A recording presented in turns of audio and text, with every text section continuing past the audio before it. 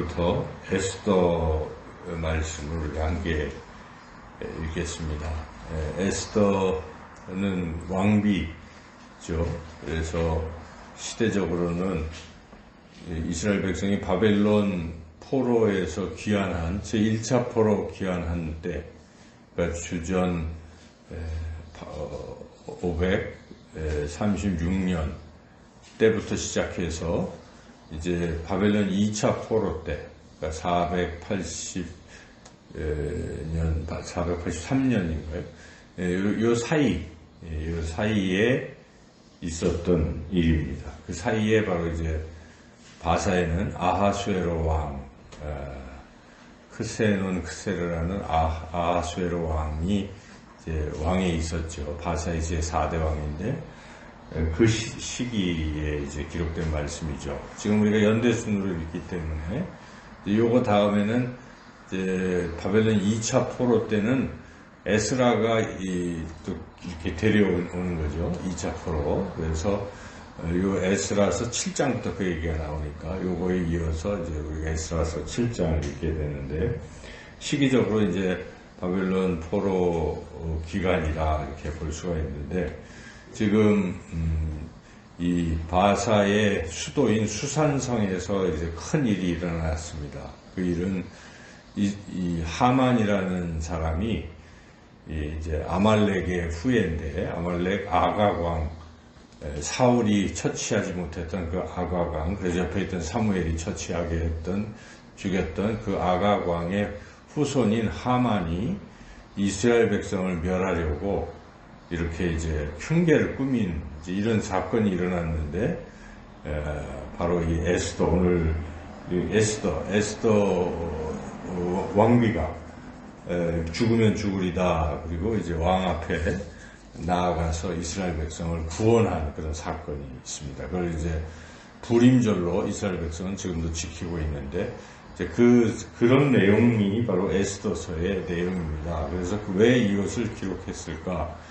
그것은 하나님께서 이스라엘 백성을 포로 상태에서도 보호하시고 구원하셨다 하는 것을 이제 포로들에게, 포로 상태에 있던 이스라엘 백성들에게 깨닫게 함으로써 하나님이 이스라엘을 사랑하시고 또 지키신다 하는 것을 이제 알게 하려고 이 에스더서를 기록했습니다.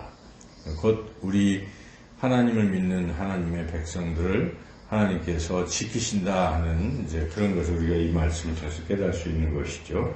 그래서 오늘 이제 에스더서 1장을 읽었는데, 이 에스더 전체 구조는 1장, 2장은 이 에스더가 왕비가 되는 과정을 기록한 말씀입니다.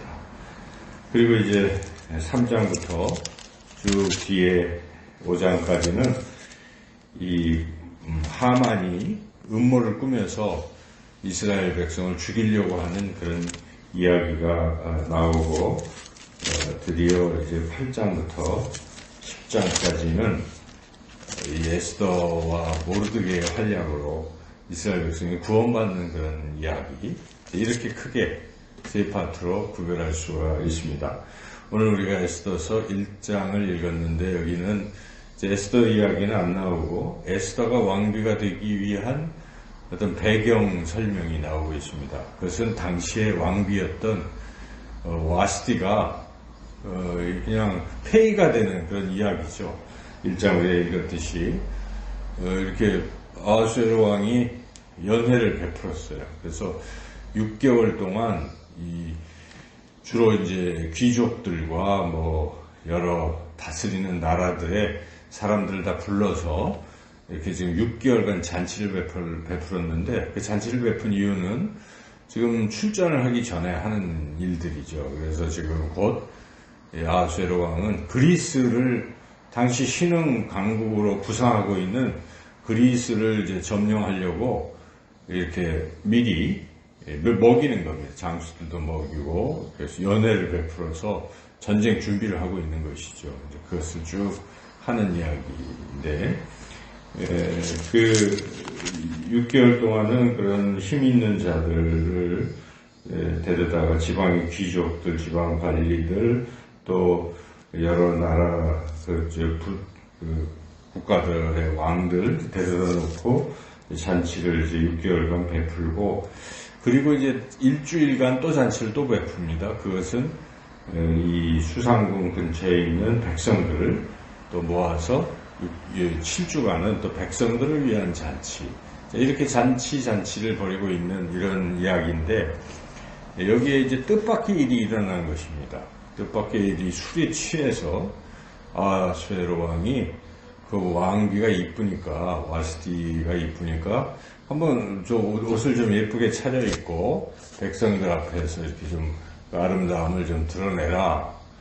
술 마시니까 불필요한 이야기일 수도 있는데, 어쨌든 술을 마셨기 때문에 그런 이야기를 했고, 또 이것에 대해서 와스티가 현명했다면, 그 정도 그냥 왕이 하는 거니까, 이렇게 또 남편이 하는 것이니까, 나중에 뭐라고 하더라도 거기에 따라줬으면 되는데, 또 그걸 거절을 한 것이죠. 하고 안 나가고, 불복을 하니까, 이제 왕이, 자기도 화가 나는 거죠. 명령을 했는데, 신하들 앞에서 그게 이제 이루어지지 않으니까, 어떻게 하면 좋겠냐 해서, 신하들이, 폐위시키는 게 좋겠습니다.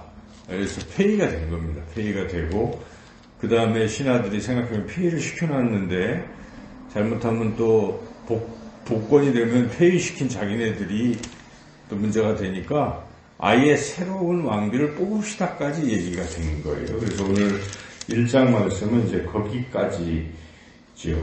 네, 거기까지가 그 내용인데, 우리가 이제 이 내용을 보면서 이런 일들이 흔히 일어나지 않은 일인데 일어났다는 것이죠.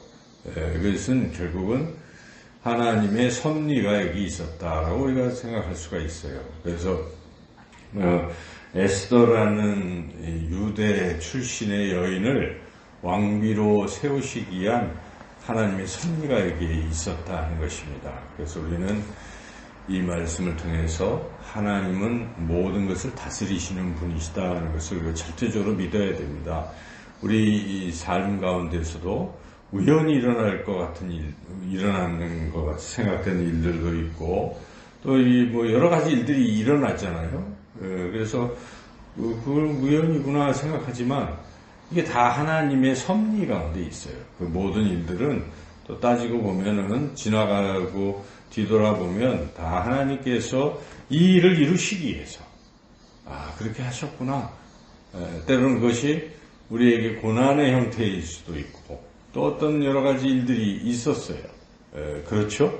그런데 그 일이 없었다면 이 지금 현재 일이 이루어지지 않을 수도 있습니다. 그래서 그런 것들이 다 하나님의 섭리 가운데 있다 하는 것을 우리가 굳게 믿어야 합니다. 그래서 설령 고난에 처할지라도 이 가운데 하나님의 섭리가 있다 하는 그런 생각을 가지고 인내하고 또 기다리고 그렇게 하나님의 뜻대로 계속 따라 순종하는 삶을 사는 것이 형통한 삶을 사는 길이다 하는 것을 우리가 오늘 분명히 깨달아야 하겠습니다. 와스티가 폐위되는 이런 사건 통해서 이제 곧 등장하는 2장에서 등장하는 에스더 왕비 되는 이런 이야기를 연결시켜서 하나님의 섭리가 있었다 하는 것을 우리가 생각하고 우리 인생 가운데서도 늘 하나님의 손길이 오늘 하루도 하나님이 함께 하실 것이다 하는 그러한 믿음을 가지고 우리가 하나님을 더 의지하고 주님과 동행하는 그런 하루의 삶을 살아가시기를 주님의 이름으로 축원합니다.